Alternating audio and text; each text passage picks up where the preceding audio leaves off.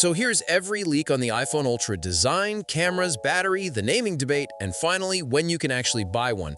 Let's start with the design because this is unlike anything Apple's ever made. Dummy units show a passport-style build, shorter and wider than a typical book fold, similar to the Galaxy Z Fold 8 but slightly smaller. Apple's reportedly using titanium for durability while keeping the weight down, the same approach it took with the iPhone Air. As for the screens, the inner display comes in around 7.8 inches, about half an inch smaller than the iPad Mini 7, paired with a 5.5-inch cover screen. That works out to roughly a 4:3 ratio, which is why this thing is basically a phone-tablet hybrid. And despite that bigger screen, it's expected to be incredibly thin, as little as 4.5 millimeters open, 9 to 9.5 millimeters closed. That would make it Apple's thinnest device ever, even thinner than the iPad Pro, though the Z Fold 8 still edges it out. Rounding out the design, colors are staying muted: black, dark gray, silver, or white, with a possible deep blue option similar to the iPhone 17 Pro Max. Now, all of that build quality is in service of Apple's biggest pitch for this phone, a crease-free display. To pull that off, reports point to a new liquid metal hinge, ultra-thin glass, a structural glass midframe, and optically clear adhesive, all working together. Apple's apparently targeting a crease depth under 0.15 millimeters and an angle below 2.5 millimeters. But here's the reality check. Samsung claimed the exact same thing with the Z Fold 8 Ultra, and its crease is still technically there, just much harder to notice. So we'll have to see if Apple can actually deliver on true crease-free. Now, while the display is getting all the attention, the internals matter just as much. Under the hood, expect the A20 chip, built on TSMC's 2-nanometer process, rumored to be 15% faster and 30% more efficient than the A19. RAM is expected to be at least 12 gigabytes, which is actually the minimum needed to run Siri's full AI features, including improved dictation and expressive voice styles.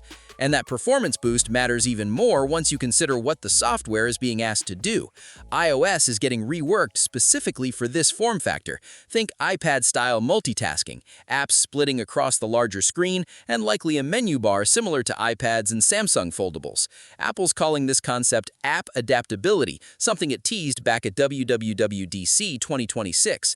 On top of that, iOS 27 beta code already references fold state and angle degrees, which strongly suggests the phone will detect the hinge's exact position, automatically transferring content between screens and possibly even supporting a flex mode style split at 90 degrees, useful for gaming or watching video. Now let's talk hardware specifics, starting with cameras. The rear setup is expected to have just 2 lenses, arranged horizontally like the iPhone Air. No telephoto, just a main and ultra-wide, both at 48 megapixels. Selfie cameras are murkier, with talk of an under-display camera on the inner screen and a smaller hole punch on the cover display, both tipped at 24 megapixels. As for what's powering all of this, battery is rumored at 4,883 mAh, close to the Z Fold 8's 4,800 mAh.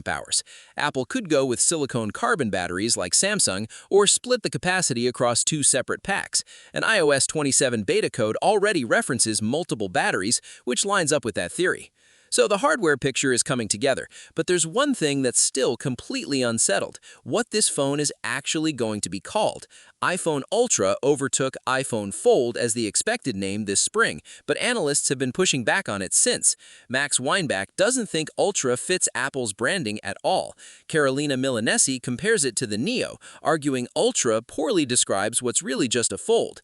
But Mark Gurman says internally everyone at Apple calls it the Ultra. His exact words, quote, "We'll see what happens." So the name's still up for debate, but the timing is a little clearer.